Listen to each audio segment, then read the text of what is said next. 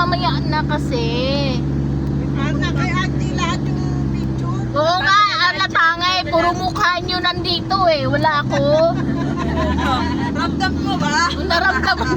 Pagbukas, sabi ko parang mga picture lang nila lahat. Wala ako.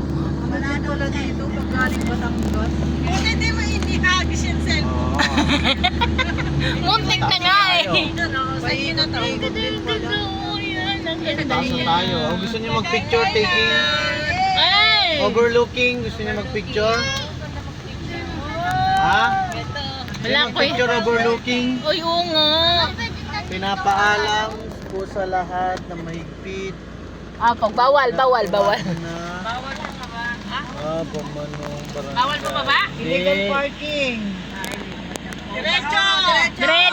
Diretso daw. Hindi kaya. Ayan o. Tara na. Dapat magparada ng Bawal. Diretso. Diretso, depende. Eh bakit may tindahan dito? Ay, tindahan lang pwede. Eh hindi na sila mabibilan. Di, mga motor lang pwede. Saan ba yung taal dyan?